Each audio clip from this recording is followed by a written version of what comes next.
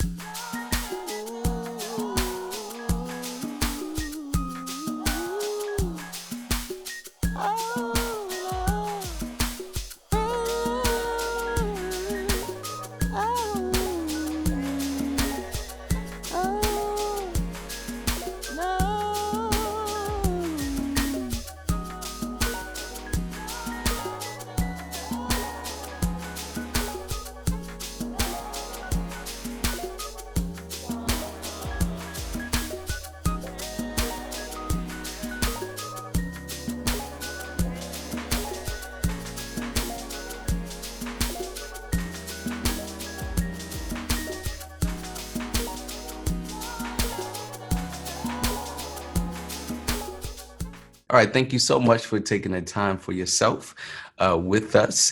So if you had any thoughts or anything that come up that you're okay with sharing, by all means, put them in the chat and take it a step further. So as you're going through your week, take a moment to think about how does this quote apply to your life personally and just as you move through society. So take that extra little step and see how it can fill out other pieces of life. All right. As always, we have this little portion of the show where we explore historical moments of protest art just through society. So, as always, we take it to our wonderful Andrea C to give us a little historical lesson in this week's Trailblazers of Protest. All right. Over the last few weeks, we've talked a lot about the artists who create the work that we see on stage and on walls in the community. Today, we'll talk a bit about the folks behind the scenes who create opportunities for activism by saying yes. This week's topic is really close to my heart. As a theater artist and arts administrator myself, I've seen the power of saying yes, the power of setting an agenda that allows room for activism. Those who pick the stories an organization tells on stage or the art that will line the walls of a museum or in a community as public art are incredibly influential. In the summer of 2020, amidst nationwide uprisings and responses to police-involved shootings, a handful of theaters across the country opened their lobbies for protesters to use the restrooms and to get water. This seemingly small decision was a big deal and really opened up a lot of people's heart to the theater really seeing them. But theater didn't get away clean this summer. Lots of folks called out theaters across the country for their lack of diversity in their leadership. And that continues to be something that people advocate for because it matters who's on the board and who's at the top of a theater. Other ways that theater has been a part of activism go back to the 1960s and earlier. But in 1960s, Augusto Boal created Theater of the Oppressed, which birthed applied theater and similar approaches. It's one of the best examples of creating productions and exercises whose sole purpose is system change, social justice, highlighting and healing traumas. Another example over here on the West Coast was the creation and the production of Angels in America. The epic play was produced in San Francisco by the Eureka Theater. The decision to tell this story of gay life and AIDS in the 1980s was a risk to say the least. Theaters are still receiving pushback when they produce it today, even up until the 2000s. Green lighting the play, however, laid the groundwork for expanding opportunities to talk about and feature issues related to the LGBT community and about AIDS in general. There have been countless other moments where playwrights like Lorraine Hansberry and August Wilson birthed new opportunities for Black playwrights and Black actors to have their work produced on Broadway and to have it produced around the country. The fight for diversity on stage and behind the scene of arts nonprofits and arts organizations continues, but those are a few examples of how over time they've made a real difference in terms of what we get to see and what sparks conversation. All right. Thank you, Andrew. As always, we appreciate what you bring to the table. Always insightful. So on that note, I'm so excited to introduce this next artist that we have before us. In particular because she's not the typical, but I think her journey speaks to the journey of so many artists finding their way. So let me tell you a little bit more about Ms. Dea Hurston. She is known as an ex-art commissioner, an advocate, philanthropist, and staunch supporter of the arts. She is highly regarded in the community as a supporter of diversity and inclusion with a strong focus on supporting women leaders and access for children in the arts. She has mentored countless women in and out of the arts, and she also believes it is never too late to start something new and recently found her passion as a playwright. In 2017, she debuted her first short play, In Sickness and in Health. And when I tell you this play is so needed and so hilarious, mark my words, and it's actually going to be becoming a short film as well. In 2018, her play Things We Never Said was a finalist and voted the audience favorite for the Jewish Cultural Center's National Playwriting Festival. And Dea's favorite play that she's written, I Want to Marry Little Stevie Wonder, was selected to be in the New Village Arts Final Draft New Play Festival in 2019. That is the actually play that I got to see from start to finish when I initially met Dea. And to see her growth as an artist and to see this magnificent play go from thoughts and, simple words on a page and get, moved around and shaken up to actually see it in a production has been a wonderful experience for me. So I'm so happy for Dea to have that. And let's actually talk to her and hear some of her amazing experiences. So here we go. All right, good folks. So this week I am here with the amazing Dea Hurston. So Miss Dea, how you doing? I'm great. How are you? Doing good, doing good. So been pretty excited to have you on here because based off of our conversations, even getting to this space and everything. But first, let's just start here in terms of how have you personally, because I wanted our conversation to be more about the personal experience in the world of protest art. And that comes with a lot of lenses. And someone like you who's been around the arts for years in many different capacities, I know that you sit in many different hats. So I just kind of want to open the conversation up with you sharing, what has been your connection to protest art over the years in the different ways that you've shown up. I don't know if it's the different ways that I've shown up, but I can talk about the different ways it's shown up for me. Okay. I watch your video, and that is straight up protest art, and it's just wonderful to watch what you're doing, and it just made me think of all the music that is the protest art that has influenced me and still influences me as an artist today. And some of it we may not think of as protest art. I think for me, protest music started in the church. We shall overcome. That's protest music. That's protest art right there. Right. And then I was the generation of the folk art. If I had a hammer, okay, which my dad called communist music, by the way. Okay, so and the Flower Children, and then going through the Vietnam War, and the chants, hell no, we won't go. And then there was just a whole period, I think, where there was a lot of protest music that was being made by artists that was really being accepted as mainstream music, like Marvin Gaye and Curtis Mayfield. Right. Marvin Gaye, Mercy, Mercy is about ecology. Right. This was writing about ecology, right? So yeah, there's just been that music has always been what I relate to as far as when I think about protest art. So even in that experience, right now, you are having I think many can relate to now us being in this current state of social unrest and, having that visible and viable connection to the art. How would you say, having that protest art a part of your life, even, how did it guide you through that, after that point? Like you've been exposed to it, you lived it, you were in it. But then we grow and we get to these, everybody's exploring what's next and thinking about what's next. So, but, once you live that art, so to speak, how did it impact you moving forward? Well, I think there are some things about it that are just so impactful that you never forget. Like here we are, I don't know, I'm not even going to say how many years later, right? And right.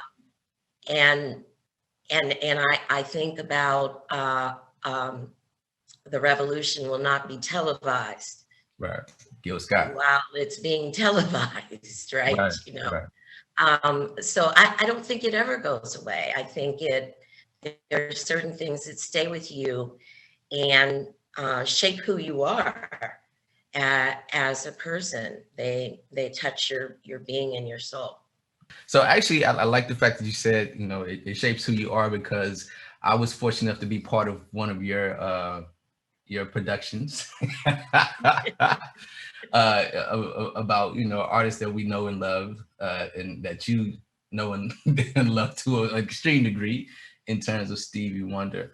But can you tell us, like, I know there's a little snippet of stories, about you and your mother that kind of play out in that. Can you share anything significant about that?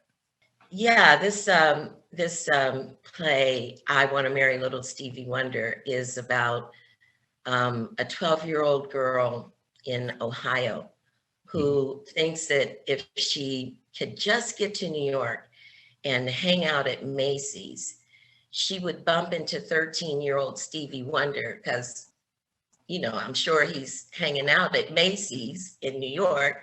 Right. And they would fall in love, get married on her 18th birthday, live in Nat King Cole's mansion, and have 3 little black blind boys who look just like Stevie Wonder.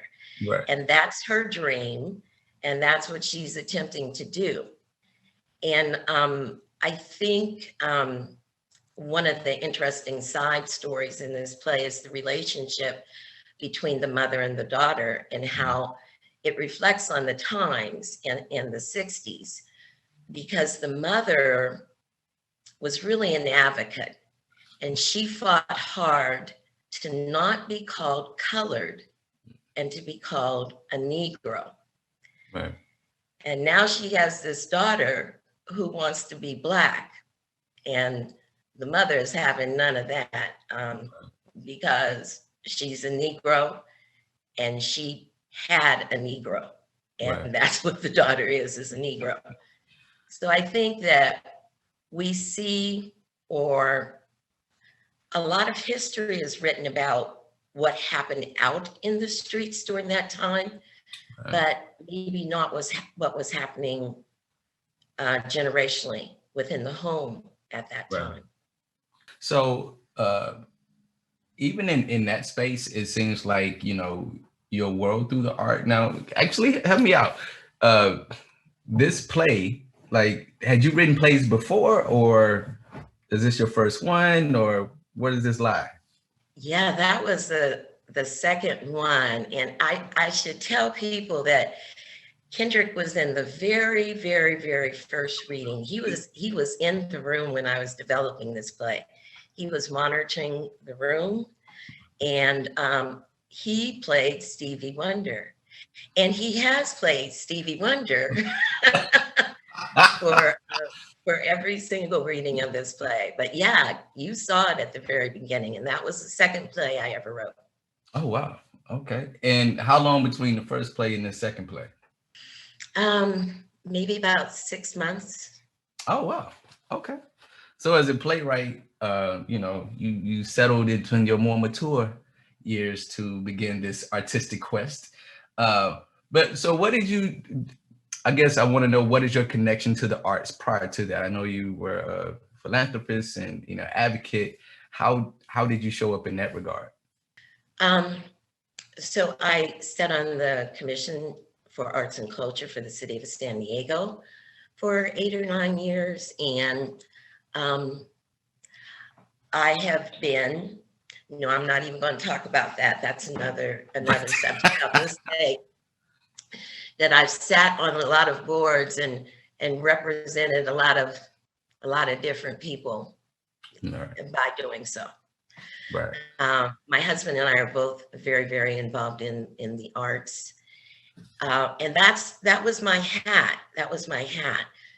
I had a very, very bad accident and basically lost my life.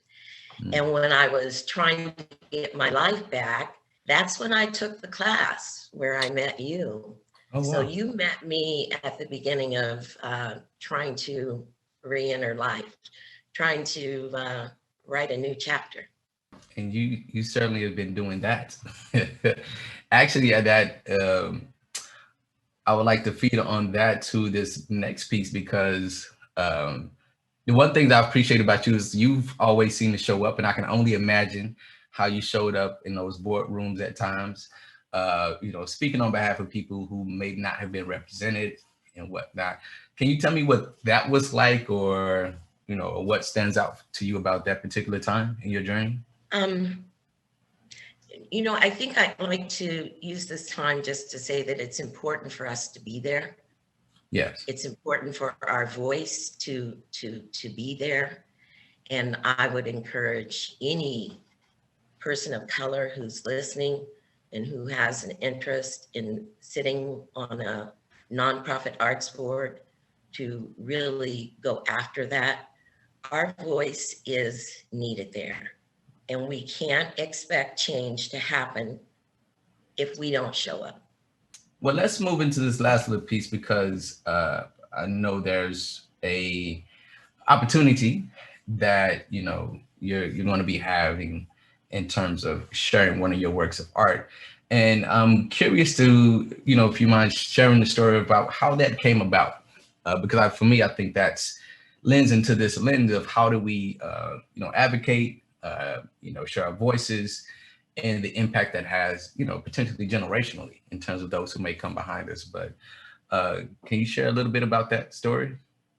Um, so I've been doing a lot of anti-bias and anti-racist work with different arts organizations, and it really hit me that I support a lot of programs that support female artists Mm-hmm. and support artists of color, Mm-hmm.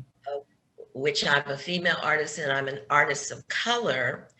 But these programs didn't really support me because I'm also an older artist. Mm. When I was looking at who was getting invited to the table, Right. it was the 30, 40, the 50 somethings was a little old for Right. who was being invited to the table. And I have, underwear at least 30, 40 years old. That really wasn't working for me. Right. So while I had pulled my chair up to the table, thinking I was going to deal with anti-racist, anti-bias issues, I found I had to deal with ageism also, and kind of step up there and step out and talk about that and point that out, Right. which is what I did. And I'm happy I did because it resulted in me getting a commission for the Stevie Wonder piece that we talked about. And that just wouldn't have happened if I didn't speak up. Right. There was no place for me, even in programs that I supported. There wasn't a place for me. And I appreciate you saying that because I think that's everybody thinks about different ways in which we can show up, right? And some people are protesting on the front lines. Some people are trying to provide refuge for the people who are out there protesting. Some people are, being healers for the people who are being active in different ways. So just the fact that you were able to, in your position, speak to your own situation, I think that's a wonderful example of how, we carry the protest within us every day, within lifting our voice and whatnot. And another piece about your art in particular is I love that, this particular space about, ageism and how that creeps into the conversation. But also one of my favorite plays of yours that I've seen is In Sickness and Health.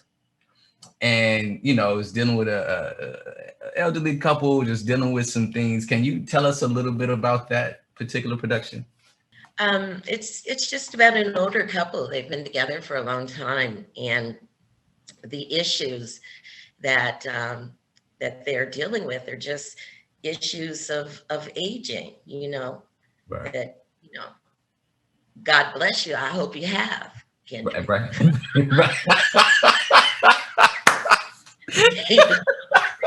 Amen. Right. Living that long enough to, but it's just a very, it seems to touch people.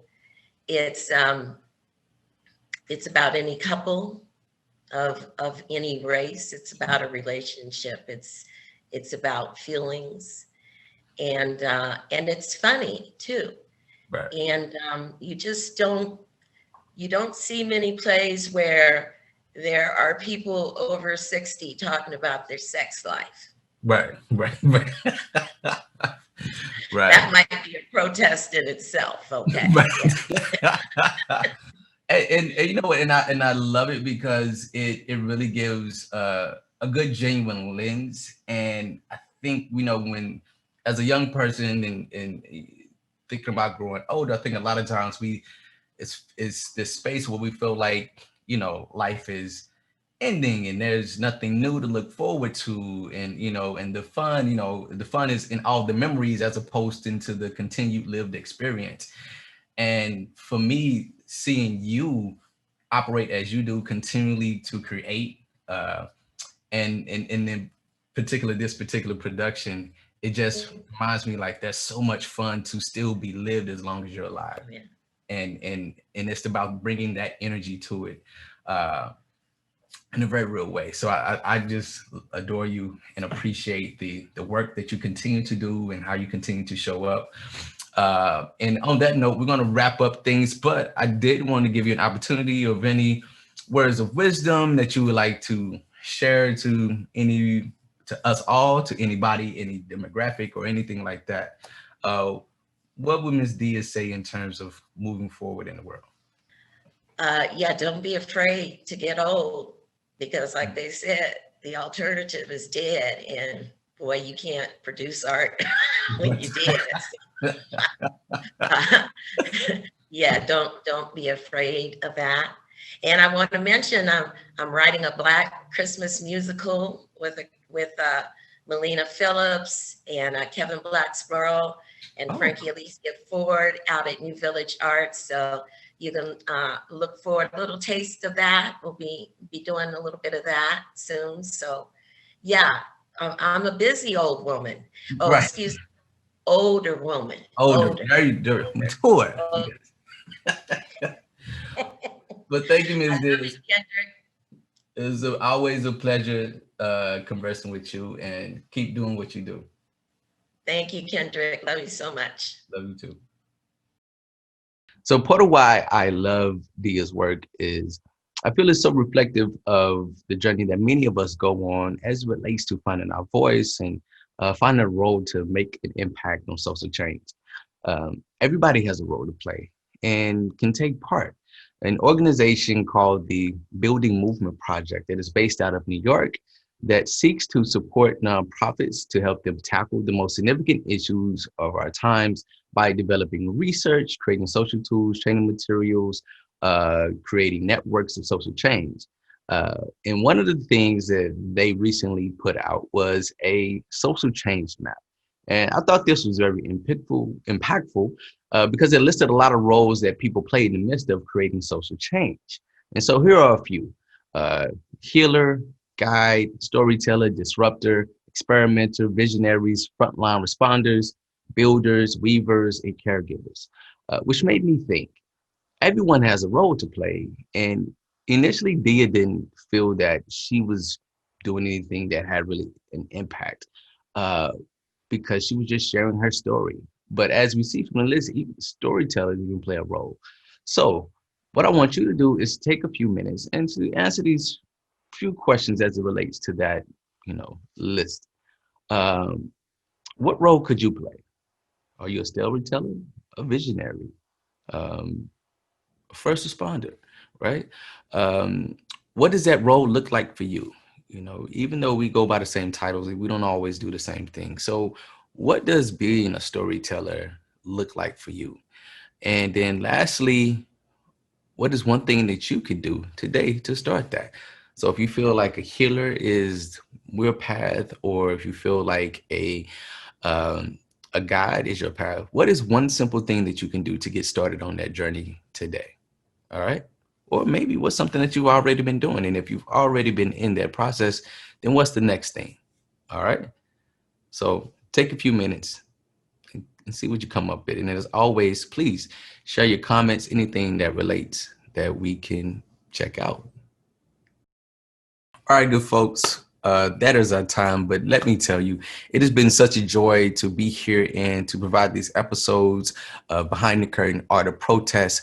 I hope that you got some nuggets and some great experience and some education from these particular episodes. And we hope that we introduced you into some amazing artists that are actually here that you can connect with here in San Diego. And we just thank you for you taking the time out to actually check this out. But we don't want it to stop here. Like, we were just kind of opening the door a little bit to hopefully help you get started in seeing how you can add your voice and to the world of protest. There's so much happening in the world today, and there's a lot of voices that need to be heard. So, whether it's just showing up at your work, talking with family, engaging with your community, we hope that you find different ways that you can get tapped in to help impact the social change that needs to happen. So once again, thank you all very much for tuning in to Behind the Curtain Art of Protest. And as always, thank you to our guests, and Ms. Dea Hurston, for joining us today.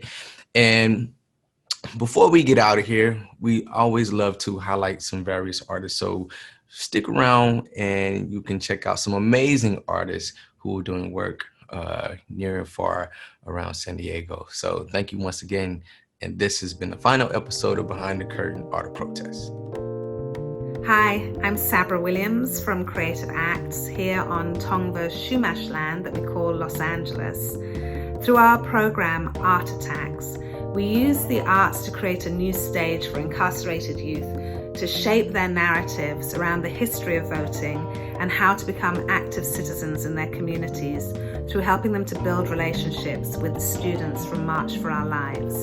100% of our youth that we worked with voted in this last election, and here are the protest signs that they made.